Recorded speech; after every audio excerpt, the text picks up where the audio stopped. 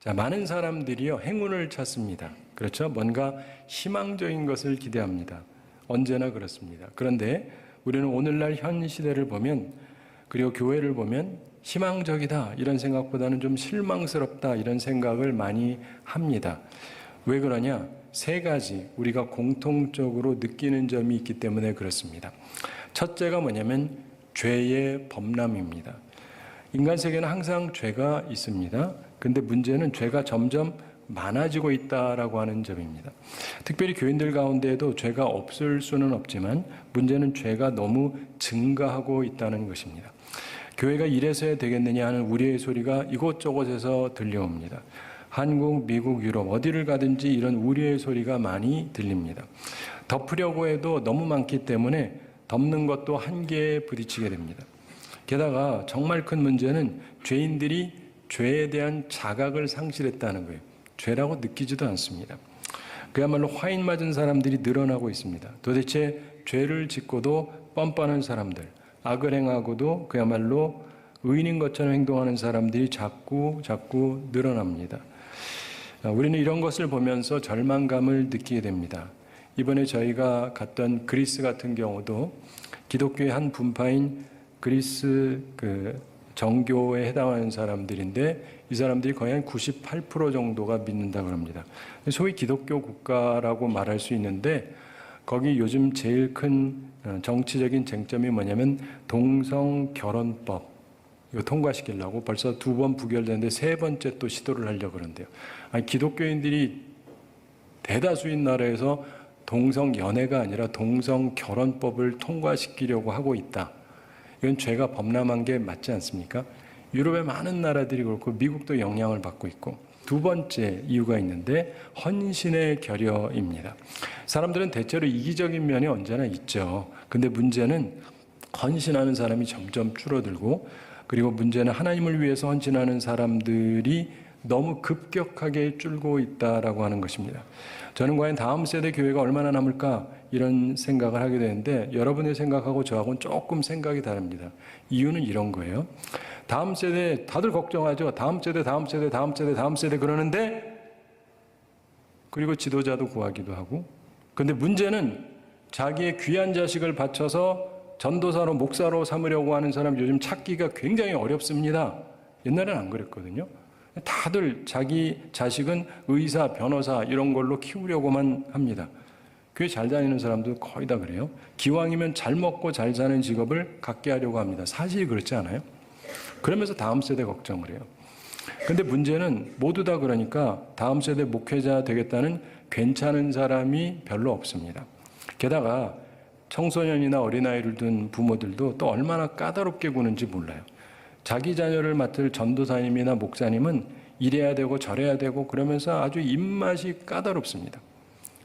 많은 다음 세대 교육자들이 정말 아주 뛰어난 사람이 아니면 얼마 못 있다가 교회를 떠나게 돼요. 배척당하기 때문에. 그러니까 헌신을 했었던 소수의 다음 세대 목회자들이 설 자리가 없습니다. 더 큰 문제는 그들이 당하는 처지 그리고 비참한 현실을 보면서 최근 각 신학교에 지원하는 사람의 수가 아주 현격적으로 줄어들고 있다는 사실입니다. 왜요? 내 자식은 절대로 목사는 안 만들 거면서 또 따지기는 또 너무 따지거든요.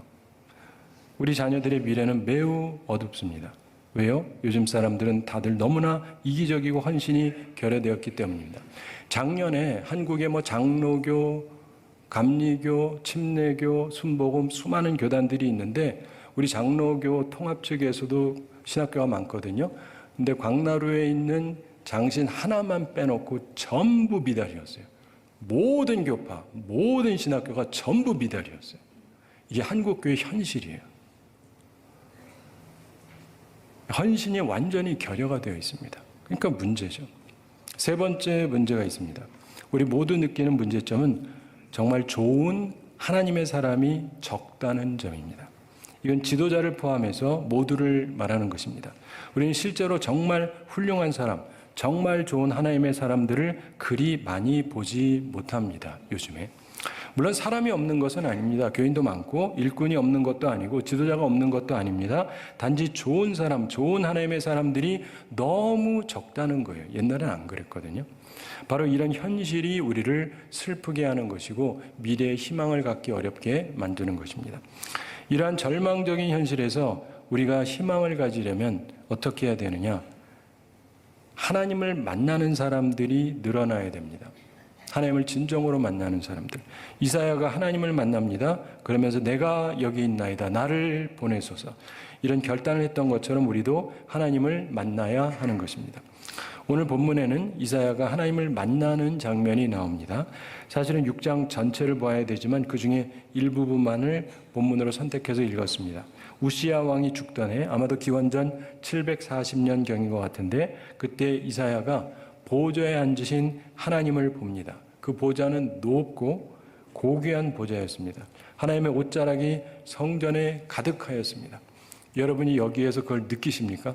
많은 사람들이 교회는 나와도 하나님을 느끼지 못하는 경우가 많습니다. 그러면서 하나님의 보좌 위로 스랍들이 보입니다. 스랍들은 6날개가 달렸는데 2날개로는 얼굴을 가리고 2날개로는 발을 가리고 2날개로는 날면서 하나님 보좌 위에서 하나님을 모시면서 서로 부르는 소리가 있었습니다. 거룩하다 거룩하다 거룩하다 만군의 여호와여 그 영광이 온 땅에 충만하도다. 그런데 그 소리가 얼마나 크고 장엄한지 그 소리로 인해서 문지방의 터가 요동을 칩니다. 흔히 큰 번개가 칠 때 그러는데 마치 큰 번개가 계속해서 치는 것처럼 그 소리 거룩하다 거룩하다 거룩하다 만군의 여호와여 그 영광이 온 땅에 충만하도다. 이 소리로 인해서 땅이 요동하면서 연기로 성전이 가득 찹니다. 이런 놀라운 광경을 보면서 하나님의 영광을 바라보면서 이사야에게서 나오는 모습을 통해서 3가지를 우리가 배울 수 있습니다. 하나님을 만난 사람에게 나타나는 3가지 중요한 점을 봅니다. 우리가 배워야 될 중요한 특징입니다. 하나님을 만나면은요, 첫째로 거룩하게 됩니다. 거룩하게 돼요. 거룩하신 하나님처럼 거룩하게 됩니다. 거룩이라는 단어를 싫어하는 사람들이 간혹 있는데 그것은 하나님을 만나본 적이 없기 때문에 그래요. 교회를 오래 다닌다고 해서 지도자가 된다고 해서 거룩해지는 것은 결코 아닙니다. 우리의 삶에 희망을 가지려면 거룩함을 회복해야 됩니다. 거룩하게 된다는 것은 3가지 단계로 나타나게 됩니다. 첫 단계가 뭐냐면 죄를 깨닫는 것입니다. 하나님을 만나잖아요. 그러면 자신이 부정하다는 것을 깨닫습니다. 엄청난 광경을 본 이사야는 화로다 나여 망하게 되었도다 이렇게 고백합니다. 5절 말씀 함께 읽어보겠습니다. 그때 내가 말하되 화로다 나여 망하게 되었도다. 나는 입술이 부정한 사람이요 나는 입술이 부정한 백성 중에 거주하면서 만군의 여호와이신 왕을 배웠음이로다 하였더라. 아멘. 자, 하나님을 만나면 내가 부정한 사람이라는 것을 깨닫습니다. 하나님 만나기 전에는 죄인들만 보니까 내가 괜찮아 보이는데 하나님을 만나는 순간 내가 죄인이라는 걸 깨달아요. 위대한 하나님의 선지자 이사야조차도 하나님 앞에 섰을 때 죄를 깨달았다면 하물며 우리야 오죽하겠습니까? 죄를 깨닫고 2번째 단계가 뭐냐면 죄를 자백하게 됩니다. 자신의 부족을 자백하게 됩니다. 이사야도 그랬습니다. 5절 후반에서 말씀합니다. 나는 입술이 부정한 사람이요 입술이 부정한 백성 중에 거하면서 만군의 여호와이신 왕을 배웠음이로다. 이렇게 자백을 합니다. 자, 이사야가 깨닫고 자백한 슬픈 고백이 있는데 2가지입니다. 첫째는 자기 입술이 부정하다라고 하는 것입니다. 내 입술로 악한 대화를 했고 하나님을 찬송하면서 동시에 불평과 악을 쏟는 부정한 입술의 사람이라고 하는 고백입니다. 2번째로 입술이 부정한 백성 중에 거한다라고 하는 고백입니다. 나 자신뿐만이 아니라 내 옆에 있는 사람들, 우리가 부정한 사람들, 입술이 더러운 사람들과 함께 거하는 그 슬픔을 자백하게 됩니다.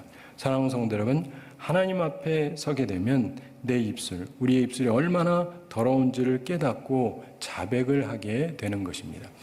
그리고 3번째 단계, 굉장히 중요한 건데 죄 사함을 받는 것입니다. 6절에 그때 그 스랍 중에 하나가 부젓가락으로 제단에서 집은 집은 바 핀 숯을 손에 가지고 내게로 날아와서 이렇게 말씀하죠. 그 다음 7절 함께 읽어보겠습니다. 그것을 내 입술에 대며 이르되 보라 이것이 내 입에 닿았으니 내 악이 죄하여졌고 내 죄가 사하여졌느니라 하더라. 아멘. 하나님을 만나면 악이 제해지고 죄가 사함을 받습니다. 그래서 하나님을 만나면 거룩해지는 것입니다. 우선 죄를 깨닫습니다. 그리고 죄를 자백합니다. 그러면서 하나님의 죄 사함을 우리가 받게 돼요. 그래서 거룩하게 되는 것입니다. 사랑하는 성도 여러분, 우리 가운데 하나님을 만나면 나의 부족함을 깨닫고 고백하고 그러면 하나님께서 내 죄 해결받게 해주시고 사죄의 확신을 주십니다. 보라 이것이 내 입에 닿았으니 내 악이 제하여졌고 내 죄가 사하여졌느니라. 이러한 사죄의 선언이 주어집니다. 이렇게 거룩한 주의 사람들이 다 되기를 바랍니다. 하나님을 만나면 우선 거룩하게 되는 게 첫째고 그 다음 두 번째 일이 생기게 됩니다. 바로 하나님의 부르심과 우리의 결단입니다. 부르심과 결단이 있다는 말은 두 가지 차원을 말하는 거죠. 우선 하나님의 부르심이 있다는 뜻이고 그 다음 그 부르심에 대한 우리의 결단이 있다는 뜻입니다. 우선 부르심이 있습니다. 본문 8절에 이사야가 주님의 목소리를 듣습니다.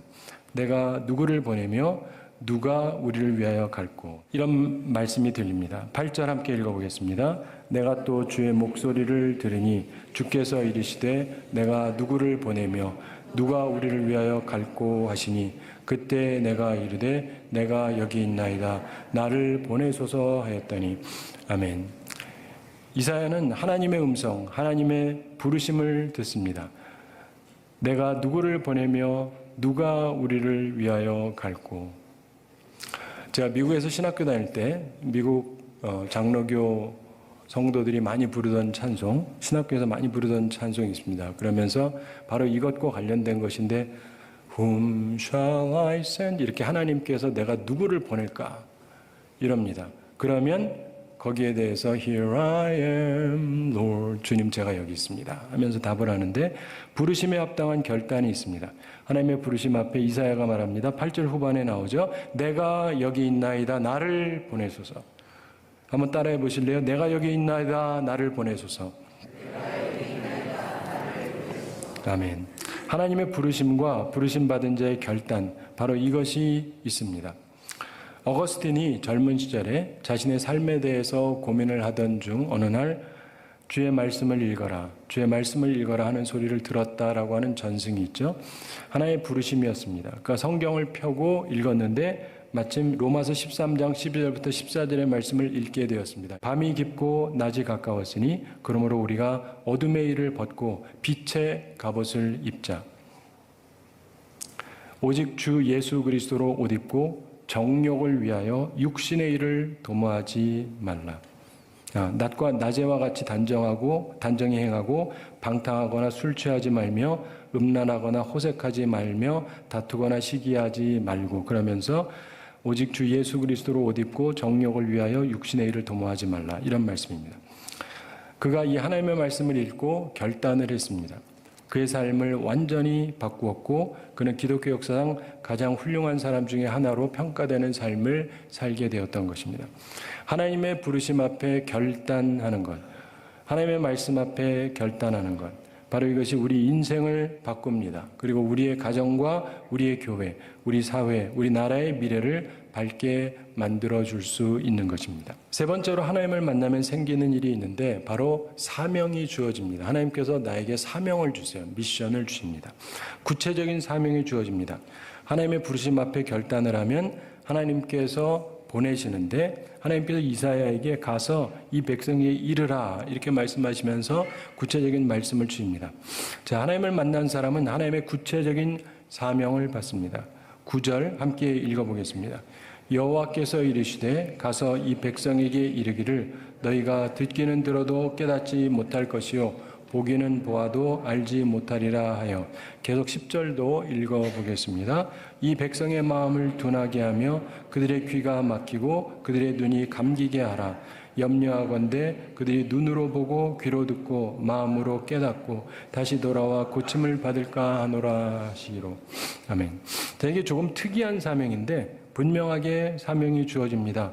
근데 하나님께서 특이한 말씀을 하시는 거예요.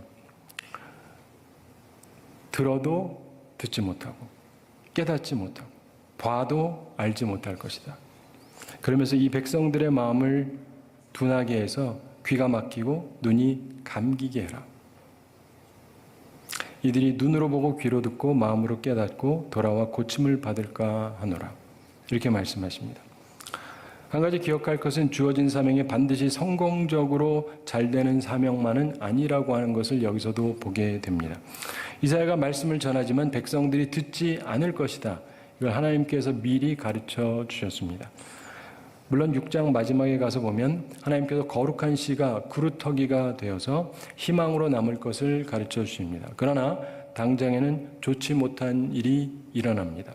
사명은 반드시 세상적인 성공을 보장하는 것이 결코 아닙니다. 그것을 이해하셔야 돼요. 우리가 하는 사역, 목회의 목표 혹은 전도의 목표는 그래서 성공이 아닙니다. 중요한 것은 사명에 충성했느냐, 이게 관건입니다. 여러분, 터키, 튀르키예를 우리가 이번에도 갔다 왔는데 소아시아라고 부르기도 하죠. 여기가 사도 바울이 노력을 많이 했습니다. 1차, 2차의 일부, 그리고 3차 선교행의 상당 부분을 노력을 했는데 바나바도 노력을 했고, 여러분 잘 아시는 사도 요한도 반모섬에 가기도 하고, 거기서 환상 중에 7교회를 향한 말씀을 주잖아요. 그 7교회가 전부 이 튀르키예에 있는 지역입니다. 지금 가서 보면요, 7교회 다 무너졌습니다. 다 무너졌어요. 그리고 튀르키예는 거의 다 이슬람화 돼 있어요. 그러니까 사역을 많이 했다고 해서, 수많은 훌륭한 사람들이 했다고 해서 거기가 좋은 결과로 끝까지 남느냐? 결코 그렇지 않다는 것을 우리가 역사를 통해서 분명하게 보게 됩니다. 근데 하나님께서 사도 바울이 2차 선교행을 떠났을 때 드로아에서, 드로아 전에 좀 일이 안 되게 하시다가 드로아에서 환상을 보게 하십니다. 그래서 마게도니아 사람이 와서 이리로 건너와서 우리를 도우라. 이 이야기를 듣고 하나님의 말씀으로 알고 성령의 인도하심으로 알고 건너갑니다. 바다를 건너가요. 그래서 그전에는 소아시아 지역에서다가 드디어 유럽으로 건너가게 되는 거예요. 자기들이 원해서가 아니고 할 마음도 없었지만 성령의 인도하심을 따라서 가게 됩니다. 제가 지난 주일날 드로아에서 야외에서 33인과 예배를 드렸는데 거기 있다 여기 오니까 얼마나 좋은지 몰라요. 무슨 말인지 잘 모르실 거예요. 그때 있었던 분은 무슨 말인지 알 거예요.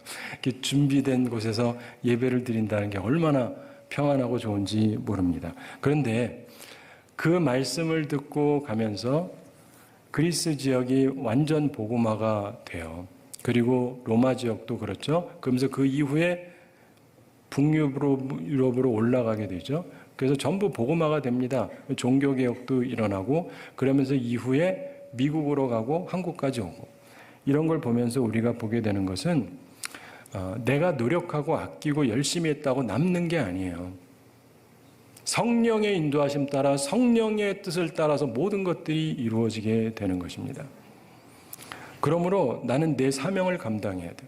한 가지만 덧붙여 얘기하면, 이번에도 제가 다시금 깨달았지만 그 안디옥이라는 것을 파송해서 그 또 다른 이름의 안디옥이 있거든요. BCD 안디옥. 거기에서 가서 복음을 전하는데 이 사람들이 싫어해요. 그래서 사도 바울이 떠나는데 또 쫓아와가지고 때려 죽이려고 그러고, 돌 맞아서 죽었는 줄 알고 놓고 갔는데 나중에 이제 살아나죠. 근데 사도 바울이 다시금 거기를 들어가면 어떻게 됐겠어요? 맞아 죽었겠죠. 만약 그랬으면 그걸로 끝이에요. 성경 하나도 기록이 안 됩니다. 사도 바울의 그 다음 일도 없고, 뭐 유럽을 향한 선교 없어요. 로마를 향한 거 아무것도 없습니다. 그러므로 우리가 기억해야 돼. 내가 시작했으니까 내가 여기서 끝장을 보겠다. 그러다 그냥 끝장 나고 끝이에요. 하나님의 인도하심을 따라서 환경을 통해서 깨달음을 얻고 계속 전진해야 돼요. 하나님이 가라시는 대로 가고 하나님이 하라는 일을 해야 돼요. 내가 열심히 했다고 남는 게 아니고, 내가 사랑했다고 남는 게 아니고, 하나님이 하라시는 대로 한 것만이 이후에 다 남는 거예요. 그걸 항상 기억하시기 바랍니다.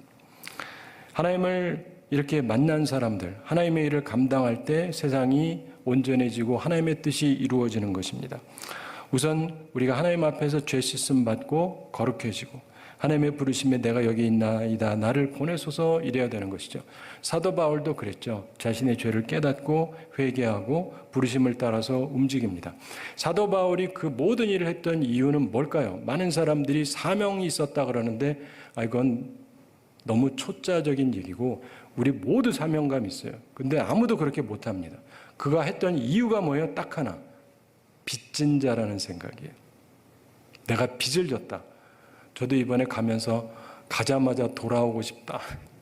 힘들면. 무슨 말인지 아세요? 근데 사람이 힘들면 전진할 마음이 없는데 내가 빚진 자다. 주님 앞에. 그러니까 끝까지 간 거예요. 끝까지 간 거예요. 여러분들이 빚진 자 의식을 가져야 돼요. 이걸 우리는 은혜를 깨달았다 그래요. 값없이 나한테 주신 게 있다. 이걸 깨달은 사람들이 주의를 끝까지 하는 거지. 교회 다니다 보니까 이래가지고는 아무도 전진을 못해요. 빚진 자 의식을 꼭 가지시게 되기를 바랍니다. 그래서 하나님께 쓰임받고 주어진 사명을 잘 감당해서 우리와 우리 후손들의 미래의 희망을 만들어가는 주의 사람들이 다 되기를 바랍니다. 예전에 프랑스에서 있었던 일인데 프랑스 어느 마을 교회에 새로운 목사님이 부임을 하셨답니다. 그리고 교인 집에 신방을 했는데 그 가정 중에 한 가정의 이야기입니다. 목사님께서 신방 오셨을 때 부인만 있었답니다. 남편 없고 저녁에 남편이 집에 와서 목사님이 무슨 말씀하셨느냐 물어봤습니다. 그랬더니 부인이 목사님이 한 가지 질문을 하셨는데 무슨 말씀인지 잘 몰라서 답을 제대로 못했어요. 그럽니다.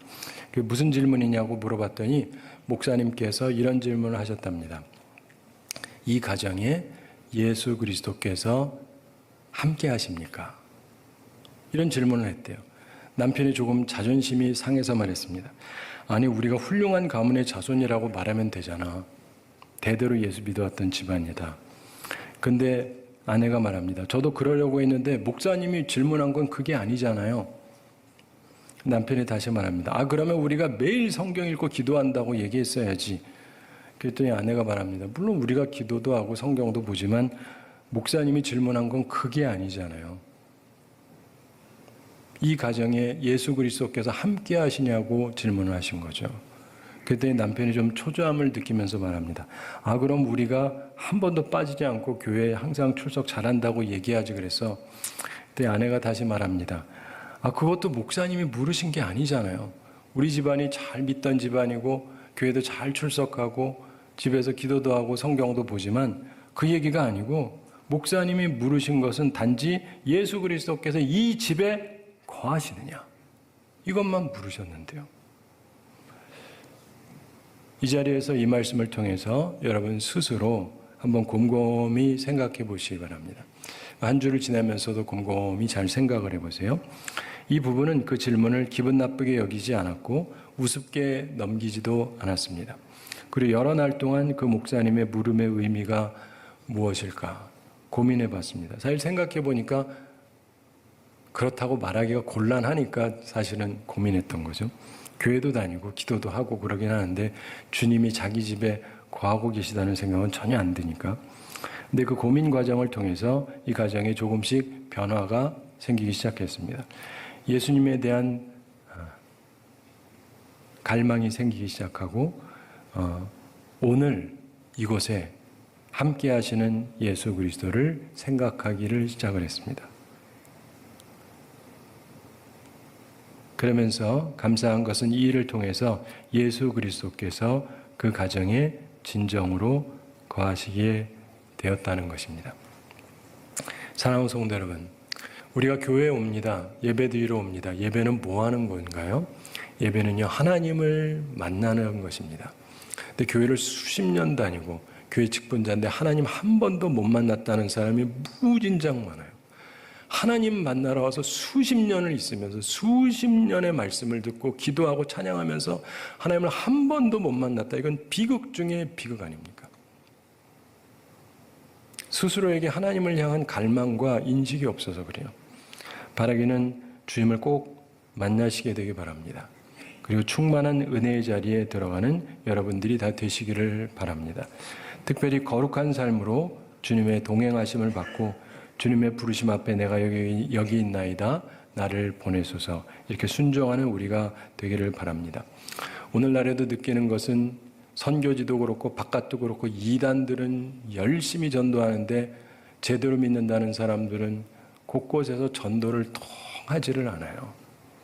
그래서 죄악이 범람하는 이 세상에서 우리는 이제 거룩함을 지키고 이기적인 삶이 아니라 헌신적인 삶을 살며 무엇보다도 하나님의 좋은 자녀로 이 세상의 소금과 빛의 사명을 감당하고 복음을 전파하는 사람들이 되기를 바랍니다.